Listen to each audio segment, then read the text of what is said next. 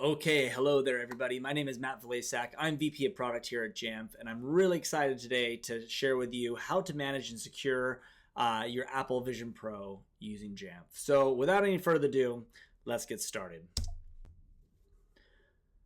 So, the first thing I want to talk about is how spatial computing is just going to be a thing for business.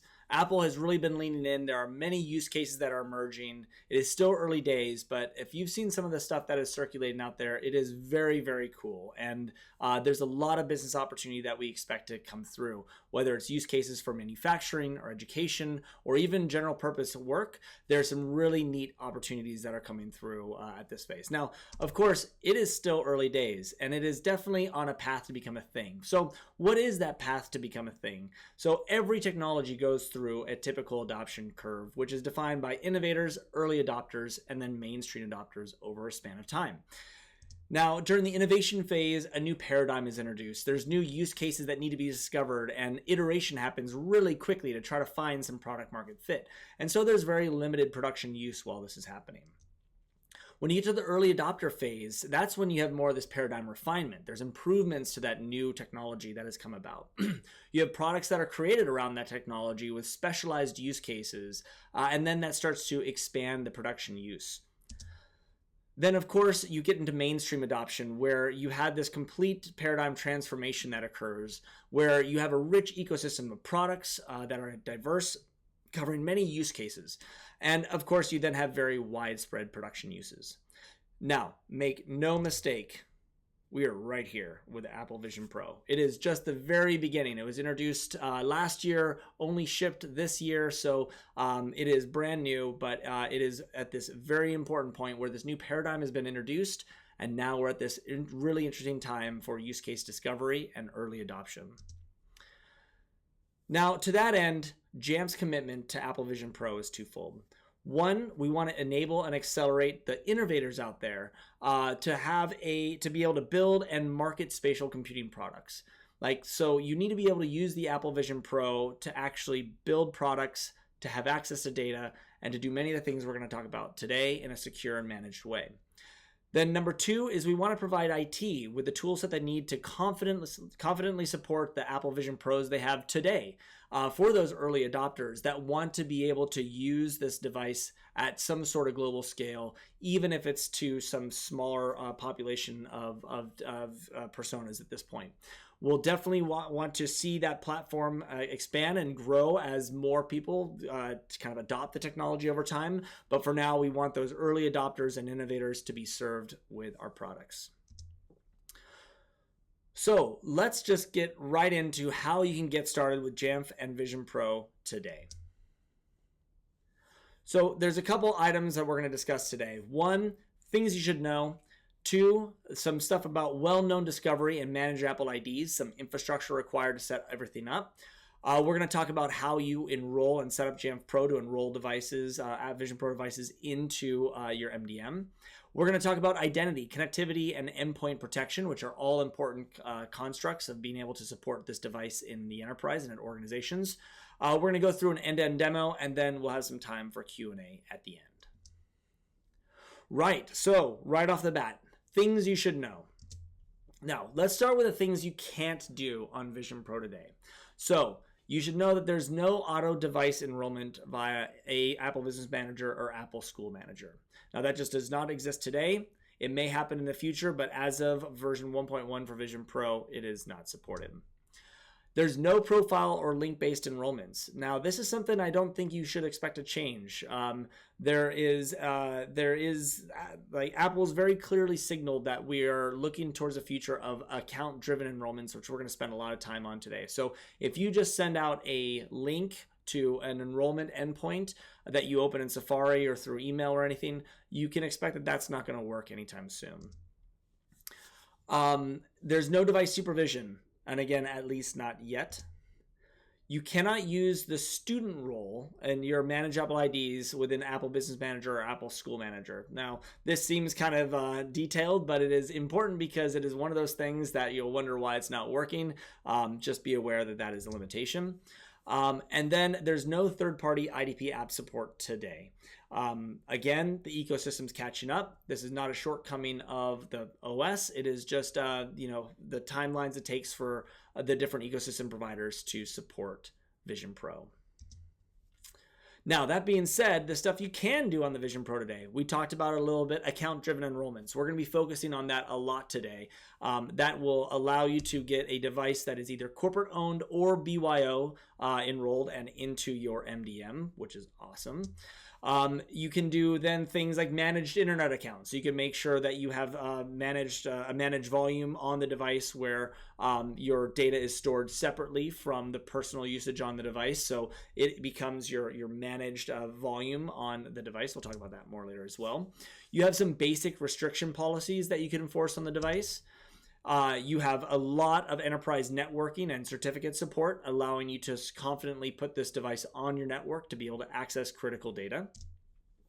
And you can install VPP apps via MDM. So these could be multi-purpose apps like iPad apps that also have a Vision OS version, or iPad apps that are working in a kind of compatibility mode. Both are supported through MDM today. Okay, with that, we're motoring on to how you get some of this stuff actually set up. So there's two main points I want to cover today: the well-known discovery aspect of things and manage Apple IDs. Okay, so first up, you got to be a little bit more well-known. So account-driven enrollments require secure MDM service discovery by leveraging well-known URIs, which is defined by RFC 8615. So what does that mean? That means that when you are going to do an account-driven enrollment, we need to use your email address to somehow locate the MDM server that you're supposed to enroll into. If you can't send a link or use an app or anything like that with some other identifier or token, how do you know which MDM to talk to? And that's exactly what account-driven enrollments do. But how do you do that securely? That is what this RFC is all about. So what happens, the way the user flow works is you go into the system settings within the Vision Pro, and you type in or dictate your email address in the OS's UI. What happens is that domain is extracted off of the email address that's entered, and the device goes out and queries a specific URI that is taking that domain.com part to look for a JSON file that provides instructions about how to enroll and where to enroll. And then finally, the device downloads that JSON file, and it then, using some information within that JSON file, which we'll take a look at in a second, it reaches out to the defined MDM server and begins the appropriate MDM enrollment process. So you get to choose at this point whether you want to user enroll or device enroll your device, your Vision Pros. Now, how do you do that? Part of that URL request that comes in has some extra attributes at the end of it. You have a user identifier and you have a model family parameter. Now for Vision Pro, you're going to see reality device with the camel case like that, which indicates that the device that is doing this enrollment is Apple Vision Pro. Now you'll also see iPhone or iPad or Mac OS for other devices. So this is a generic kind of mechanism for enrolling different device platforms, but that value will obviously change based upon what you're coming in from. And then the user identifier is that email that was specified. And so using a combination of those two, you could make your well-known endpoint, the file that lives there, smart by reading in those parameters and then returning information about if you want those to be user enrolled devices or fully device managed devices. So if you're going to do user enrollment, the JSON file that comes back looks like this. The key things are that you have to have a servers array, and then you have two attributes. You have a version, which must be MDM-BYOD, and then a base URL that is your Jamf Cloud URL, so your Jamf Cloud server address, with that service discovery enrollment /v1 with user enroll at the end. Now, if you want to do device enrollment, you pretty much do the exact same thing, but you use the version of MDM-ADDE, and then you replace device enroll at the end. And again, you can make this dynamic. You can make it so all reality devices are device enrolled or user enrolled, or you can make it all reality devices belonging to Jay Smith at domain.com are user enrolled, but everyone else does device enrollment. You can make that script as flexible or as basic as you want based upon your use cases. So The important thing, we've heard a lot about this at Jamf. This account-driven enrollment sometimes seems like it's a pain, and it is definitely more difficult than, say, DNS validation. But the really important thing to know is that with DNS validation, the reason that model works for other situations is because that DNS validation is happening from cloud to cloud. So say, for instance, you log into Apple Business Manager, you want to validate that you own the domain. You can put a text record within your DNS configuration, and Apple's servers are going to do that outreach to your DNS provider to be able to do that lookup. And we can trust that those Apple servers have not been tampered with or messed with to be able to intercept and are not susceptible to interception to be able to cause any sort of tampering with that response to trick the device or trick the system into thinking that you own that domain. Now, in this case, when you're doing service discovery, you can't really trust that there's not some adversary in the middle or someone else that is potentially intercepting that traffic. So using this well-known mechanism is something that is used by a lot of services, definitely a lot of Apple services. AppLinks is one of them. There's several others as well. So the key thing is just to know that this is a little bit of extra work, but it is by far a more secure method and actually a great way of doing it. So there are two ways to go about this. The easy way, which is you first want to buy your marketing team flowers because you're going to ask them to do some work. You're going to ask them to go put a file, that JSON file at that exact path within their marketing website, however it's set up. And you have to make sure that they return this content type equals application/JSON. Otherwise, the device is going to reject that payload and you'll get errors. So that happens a lot. So keep an eye out for that. And then you need to buy marketing chocolates. Every time you need to ask to make a change because they're going to have to go in, whether that's tickets or whatever. So if they need to go make changes to that file, that's something that has to happen on their marketing server. Now, the harder way, but more flexible way, you buy marketing really nice flowers once. And what you do in that case is you ask them to set up an HTTP redirect with a 307 or 308 redirection to a web server you control. Now, that web server is where you host that JSON file. We've used S3. We'll talk about that in a minute. But it just basically is hosted at that location. You can then make that as static or dynamic as you want on the receiving end, as we talked about on the other side, based upon those GET parameters. But again, make sure you use that content type application JSON if you want to avoid problems. Now, then you never have to go back to marketing again. You could just make all the changes you want within your S3 bucket or wherever you're hosting that JSON file. Right, so that's their well-known configuration. Now, MAIDs, Managed Apple IDs. Now, this is the way when it comes to Apple delivering secure cloud services to organizations using an identity provider. So there's a lot of stuff that Apple is working on these days that are going to be tying together your enterprise identity by way of a Managed Apple ID, and those Managed Apple IDs are going to be decoupled from personal Apple IDs so that there's no intermixing between personal data and enterprise data. This is very clearly a direction that Apple seems to be moving in, and so you'll want to be able to set up Managed Apple IDs, and it's time to get MAID. Okay, so what are some of the benefits of these MAIDs? So one is they enable these account-driven enrollments. You cannot do user enrollment or device enrollment using account-driven mechanisms without Managed Apple IDs. They are a firm requirement. Now, what's cool about them is it creates that separate encrypted APFS volume that is bound to your organization. If for whatever reason that device ever leaves management, then all of the data and all the services that are stored within that volume, that key gets destroyed and it's gone. So whether it's a corporate-owned device or personally owned device, that's a really great security feature built in. It includes iCloud Keychain. Now, this is something new that Apple introduced last year in 2023, where you now have passkey support, wallet support, continuity support, and many, many other capabilities that are now unlocked through iCloud Keychain, which now are on MAIDs. They were previously only on personal Apple IDs, but the iCloud Keychain and now a lot of those features come along with those. And then the last really cool thing about this is access management. Now, this is something where you can actually do some really powerful things by saying, only you can only allow a MAID to be used on a device that is managed by your organization. So you can put some access management controls and restrictions saying you are only able to, again, log in with your corporate managed Apple ID on a device that is managed by the organization.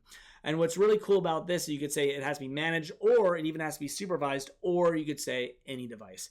Now, the other thing is once you have this device managed and configured with a managed Apple ID, there's new controls to control iCloud sync. So you could say whether reminders should sync or notes should sync to iCloud. You actually get a lot more granularity with iCloud services that you never had before, which is something enterprises were really wanting to see.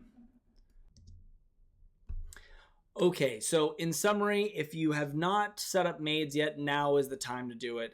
You have to do it if you want to support the Vision Pro. So, but you'll also be happy because it supports many other things like BYOD for your iOS devices and iPad devices, and even Mac OS. So that's a subject for another day, but you'll definitely want to use managed Apple IDs going forward because those account-driven enrollments are definitely the way.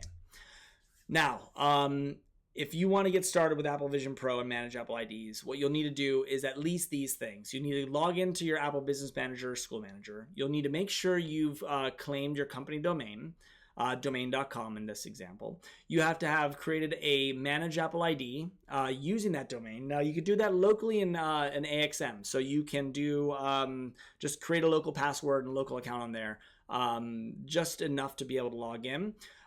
Remember, don't use that student role, please. And then you can configure a that well-known file as we spoke about.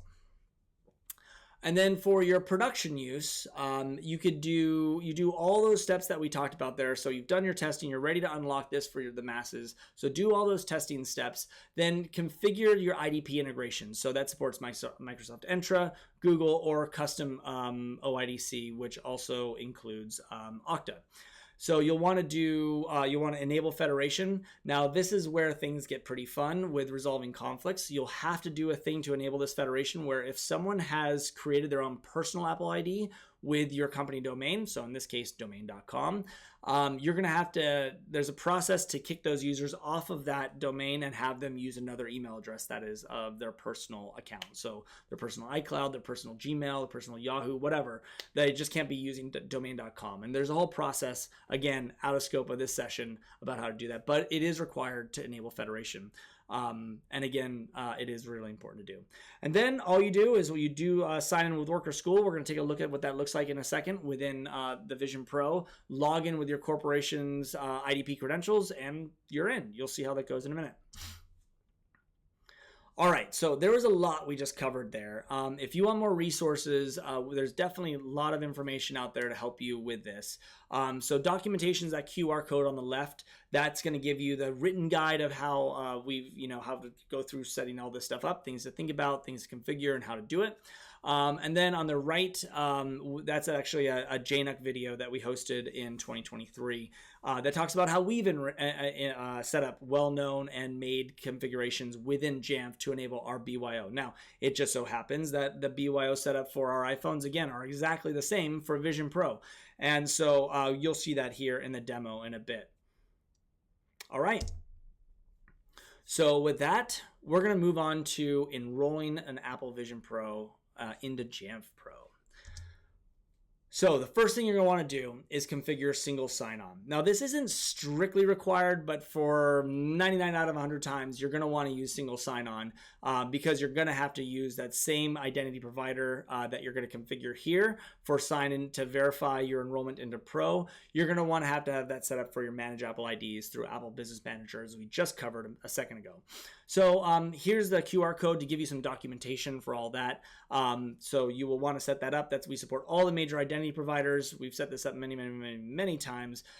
So it's also just really a good secure hygiene model for controlling access into your system using modern authentication as well. So you'll want to set this up for many reasons, again, least of which is Apple Vision Pro. Now, the thing you're going to want to do is further down on that page, you're going to want to make sure that you enable single sign-on for user authentication during enrollment. So this is saying that we're not just going to use single sign-on and that provider for authentication into the Pro console. We're going to allow you to do account-driven enrollment where you will actually be challenged and redirected to your identity provider that you specify here for user enrollment. Now there's that enrollment access where you could actually limit who can log in and who can authenticate to certain groups that come back in the SAML assertion. So that allows you to kind of customize and tailor the enrollment a bit. Okay, next up, we're going to want to enable account-driven enrollments within your Pro environment. Now, within settings, global, user-initiated enrollment devices, you're going to want to check those two boxes here that are for enable personally owned Vision Pro devices and institutionally owned. Now, you could choose one, the other, or both. Again, remember, just enabling these is required to allow those enrollment flows to work, but you're going to have to configure that well-known file we talked about earlier to direct the Vision Pro to enter one of these two modes. And if you set that you're well-known to be MDM BYOD and you don't check the user enrollment one here, you're going to get failures because it's not going to recognize you trying to enroll a user enrolled MDM. So there's some controls in there that allow you to kind of be flexible here, but just make sure you have the right checkboxes checked. Now, keep in mind, as I mentioned earlier, those profile-driven enrollments at the /enroll URL, not going to work on a Vision Pro. You can give it a go. It gets most of the way through, but then it fails right at the end, and there's no sign of that being changed anytime soon. So you're going to want to go ahead and enable these settings for the Vision Pro. Now, next up, define mobile apps and configurations. Now, this is where things are just pretty great in Jamf world, because really you just configure Vision Pro just like you would an iPad. It renders as a mobile device, so all those profiles that are supported by Vision OS at this point will be supported on the device. So this includes, as we talked about, your mail contacts calendar, so manage internet accounts, your enterprise Wi-Fi configuration, the full stack of that, enterprise certificates, so SCEP and ACME and static certificates. You could do VPN apps installed via MDM, so all the App Store applications and enterprise applications will work as well. Jamf Self-Service, being an enterprise app, will get pushed down as well. You could do ACME and managed device attestation. Some new certificate technology introduced in the previous years is also available on Vision Pro today. You could do extensible single sign-on extensions, which allows you to support really seamless Optic ID authentication, which as soon as some of those IDPs get that working, we'll support there. We'll talk about Optic ID in a second. There's a device-wide and app-per-app VPN configurations that are supported. So just like you would have on an iPad, it works equally well on a Vision Pro device. And then there's some new proxy and DNS and relay configurations, also relatively new, but also supported on Apple Vision Pro. So a really powerful suite of enterprise configurations and app support just right out of the box. So definitely very, very cool and very easy to deploy these things if you've deployed any mobile devices so far in Jamf. Right, so what does this all look like? So here's a Vision Pro. I've gone into the settings app. I went to general, VPN and device management, and then I looked at and tapped the sign in with Work or School. And this is what comes up. So I type in my email address, and this modal comes up where I then can authenticate with Okta in this case. So I've set up Okta as my identity provider in Pro. Also, I've federated that with Apple Business Manager. So I actually get asked to authenticate twice in this process. But when I'm done, I get to this remote management screen where I'm given this, in this case, I'm doing account-driven device enrollment. So you see the little yellow exclamation point indicating that IT is going to take control over this entire device. It's a device-wide MDM configuration. And you can, at this point, decide to opt in or cancel and log out and destroy that partition.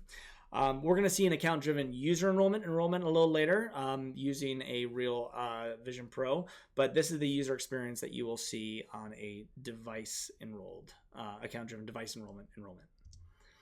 And then finally, kind of like what you'd expect to see on an iPad, you now have a list of your MDM profiles. You have all the different payloads that are coming down. You have apps that are included in there. This is, again, only a subset of those capabilities, but you'll see that list out exactly like you're familiar with on your mobile devices.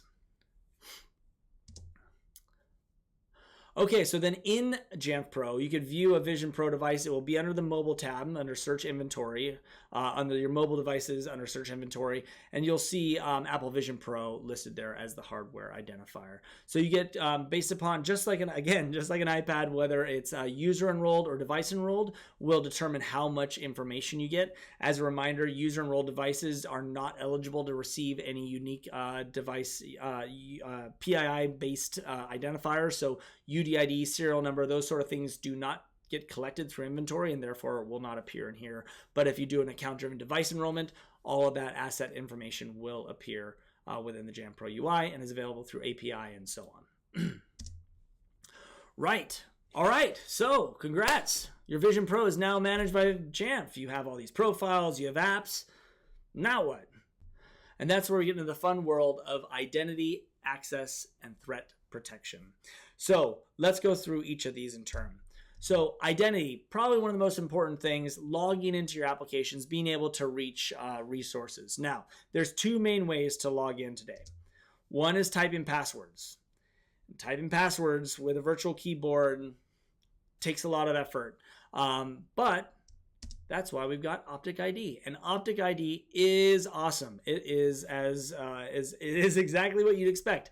How do you authenticate with your biometrics? You just keep your eyes open, and it will work. It's magical. It's so good. But anyway, what that will do is that Optic ID will work with your existing personal password managers. I personally use 1Password for my personal password manager. That works straight out of the gate. You have your iCloud and third-party passkeys also support. We're going to see that in a little bit here. And then IDPs with SSO extension. Again, it's the same exact underlying frameworks that support Touch ID and Face ID. And so you can expect that to come here as well. Right. Now, the next question that always comes up is, well, what about device compliance? So I have this device is managed. I want to let my identity provider know that this device is managed, not just a unmanaged Vision Pro. How do I make sure that it's managed, it's compliant, and free of threat so that it's allowed to log in to access my organizational data? Now, traditionally, the way all this works, IDP native device compliance. Unfortunately, as we've talked about as of the time of this recording, those applications are not supporting Vision Pro yet. And so even independent of those, there's some really interesting options you have today using the Jamf platform to do some network-based device compliance. So we're going to dive into that a little bit here. So with network-based device compliance, how does it work? You have your Vision Pro on the left. You have your SaaS services gated by your IDP. It could be other services as well. We'll get to that in a bit. But you want to be able to let that device access those services. So what happens is you enroll the device into Jamf Pro and you install the Jamf Trust application onto the Vision Pro. Now the Jamf Trust application is a app that Jamf has built that enables a bunch of security and networking services for Vision Pro, for Mac, for iPhone, for iPad in a very unified sort of way. So the next thing you do is the user opens up Jamf Trust and they authenticate with their identity provider. In this case, we've been talking about Okta. So you'll use Okta and any multi-factor authentication token you have, like your phone or code or anything like that. That will then create these microtunnels for specific traffic. In this case, it's going to be the IDP traffic through some WireGuard tunnels that go between the Jamf or the Vision Pro and Jamf Security Cloud. Now, in Jamf Security Cloud, you configure compliance policies that say only managed and compliant devices are allowed to egress via a set of dedicated internet IP addresses to the IDP. So then what ends up happening there, you create these conditional access policies on the IDP side saying that if traffic is coming from those IP addresses, IP1 and IP2 in this case, then treat that device as managed and approved and compliant. Now, if the device is not enrolled, you're not going to be able to come from one of those IP addresses. If it's not compliant, we are going to block the traffic of the Jamf Security Cloud layer from hitting the IDP, so you are not even able to log in or reach that login page if the device is compromised or otherwise non-compliant. So we handle that compliance issue that way. So what does this look like in the product? So in Jamf Security Cloud, you get a set of public IP addresses. You easily set those up in integrations, access gateways, and then you create a dedicated set of IP addresses. So we instantly generate 2 IPs for you there. You then can go in and create an access policy saying for Microsoft Authentication and Okta, you'd likely only choose one, but you would go in there and then you would configure those dedicated IPs as the egress for that, and so it will come out of those IP addresses. And this works for devices anywhere in the world. And then now in the case of Okta, you'll go through and you'll create a network zone over here on the left where you can put those IP addresses in as gateway IPs. You name the zone. And then you create authentication policies where you're saying, okay, any device that is coming in from these IP addresses should be treated as allowed. And so you don't need to require the device state is registered in this case because that's not yet supported. So you would be able to easily put this in there just by using these IP addresses. And then you do something very similar on the Microsoft side. You would do a named location definition with an Entra, and then your conditional access policy, you would effectively configure the same thing. You would go in and indicate those trusted IPs. Now, so that's how you can do this network-based device compliance. And this is something a lot of our customers have come to us with because without that native IDP compliant information, they are not able to set up access policies because they've so effectively locked down their services to only manage devices. The Vision Pro, even though it's now managed, is not able to signal to the IDP that is the case. This is a great route to do that very easily using just Jamf native technologies. Now, while you're at it, you can also use this exact same infrastructure to extend connections via ZTNA to your resources. So this could be also for the app payload traffics, not just the authentication traffic, but to SaaS services. You could actually protect and enable similar IP-based lockdown to services like Salesforce.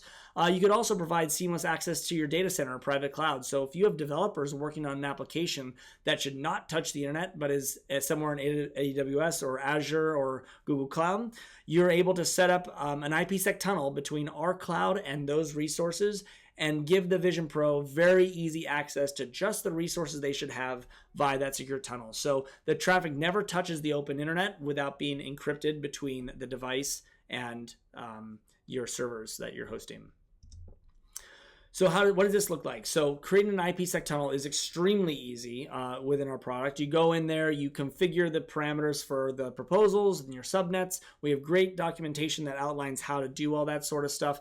And then effectively we land an IPsec tunnel between our cloud and your cloud. And if it's Amazon or your edge, if it's out at your data center, you can set up as many of these as you need to. And kind of like we saw with that other service, we now create an access policy. In this case, it's an RDP, an SMB server, to a private internal FQDN that does not resolve publicly. But we're routing DNS over that IPsec tunnel, but we're also saying all this SMB and RDP traffic should egress via that IPsec tunnel. So what's also very cool about this is we could do risk-based access policy. So if the device is out of date for some reason, they haven't updated to the latest Vision OS version, and there's any vulnerabilities that are of concern, those vulnerabilities or other sort of threat detections that our product that Jamf Trust and that Jamf Pro and Jamf Protect can determine, that can all impact the risk level of the device, and then that device's instantaneous risk level impacts what you can and cannot access. So you have two levers. You're able to say what threat categories that you see on the left constitutes a certain level of risk. So you could change that severity of a dangerous certificate, for instance, and that will change between low, medium, and high risk level.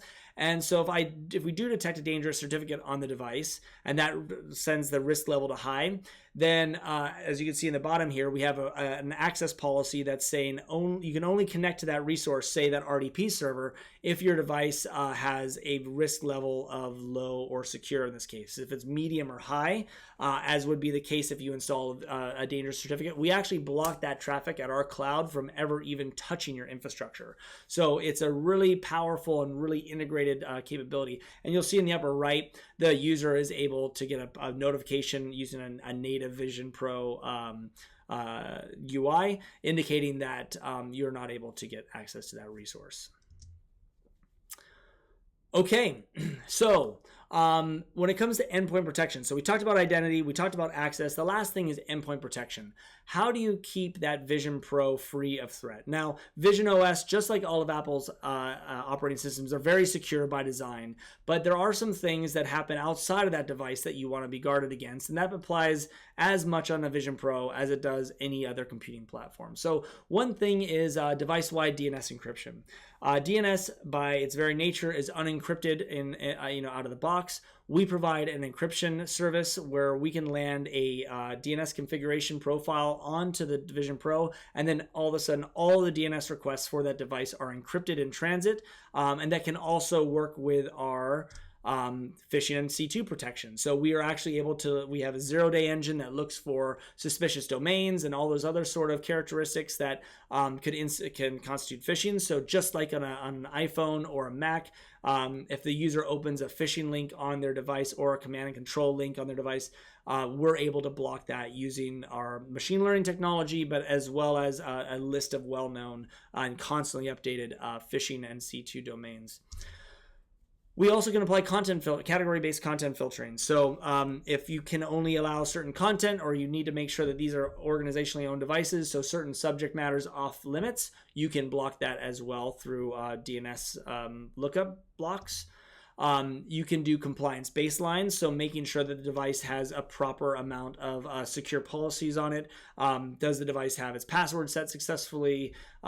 Is the OS up to date? You're able to do those sort of things with compliance baselines. You can then, part of that is vulnerability management, is able to understand how many of your devices are vulnerable to attack. As this is a new emerging platform, those sort of vulnerabilities are kind of unknown. Likely outdated OSs are likely going to be your biggest issue, and some application CVEs. So we provide a ability to kind of monitor those sort of things and help you understand and triage how to remediate your Vision Pro devices. We provide app insights. So as Vision OS, just like iOS is an emerging, the App Store is huge. You want to understand like what apps are on there, what are the permissions are being used, are there vulnerabilities for those applications that are installed in your fleet. We surface all that stuff and we pull that from MDM, and we're able to analyze that information.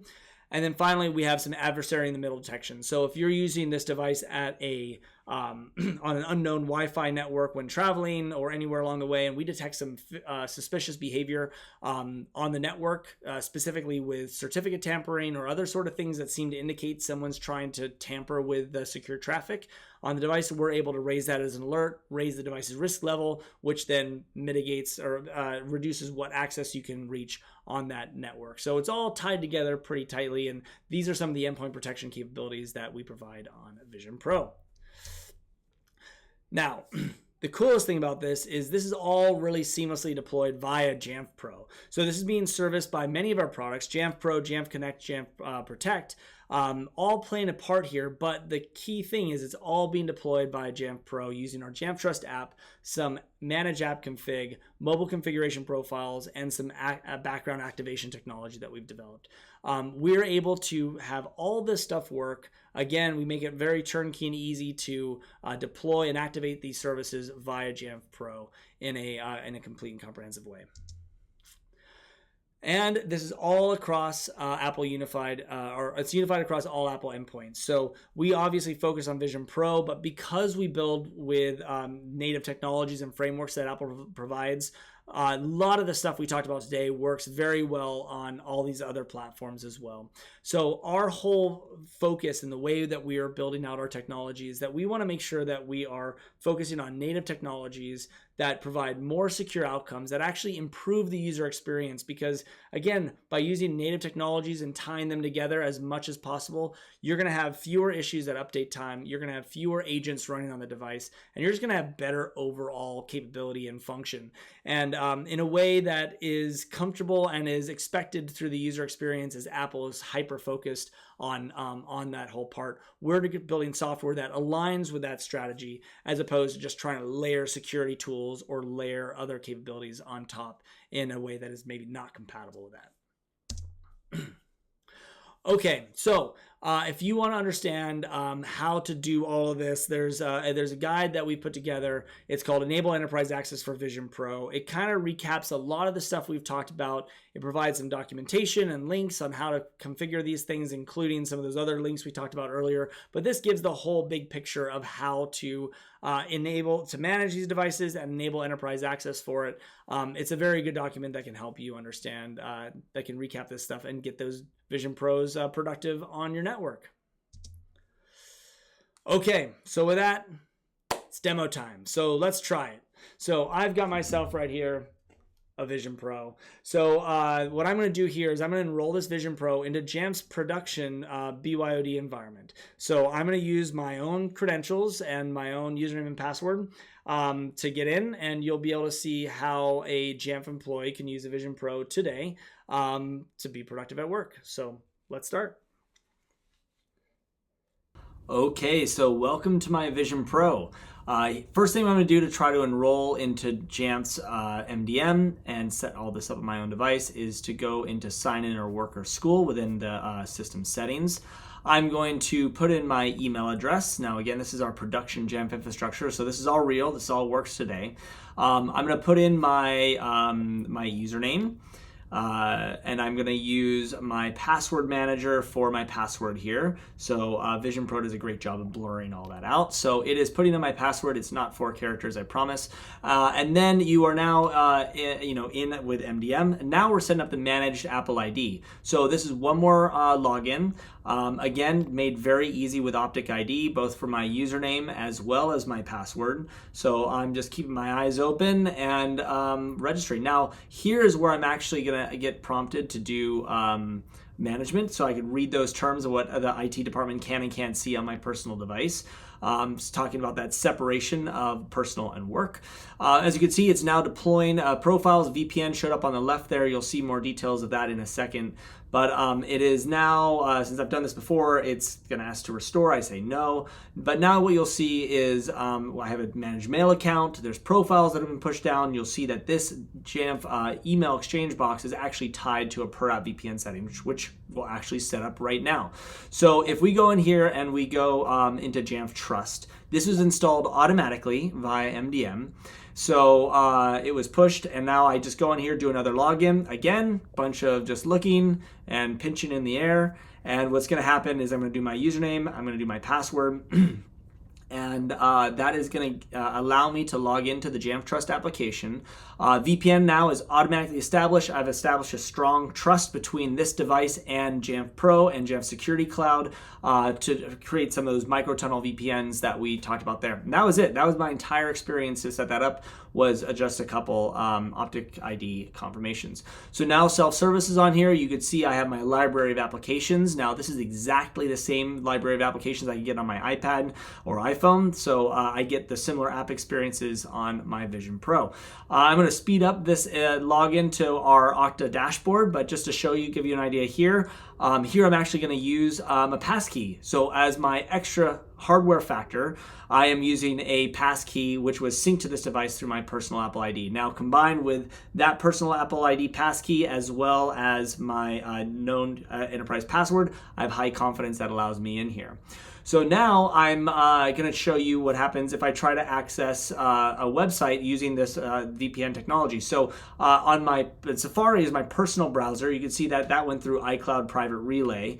So all my browsing is private. Now if I go into Edge, which is our enterprise browser in this case, and I go to that exact same what is my IP website, what you're going to see is a different ISP. This is Amazon. This is because all the traffic from the Edge browser is being encrypted and routed to the Jamf Security Cloud, which is exactly what you would do and what we talked about for your IDPs.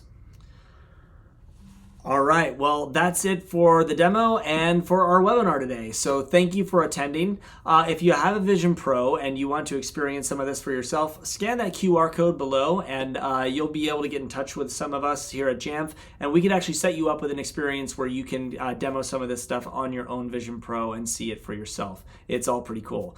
And if you don't have a Vision Pro yet, also reach out to us, use that QR code as well, and we can help you out too. Once again, thank you for your time, and hope you learned something about Vision Pro and Jamf today. Have a great day.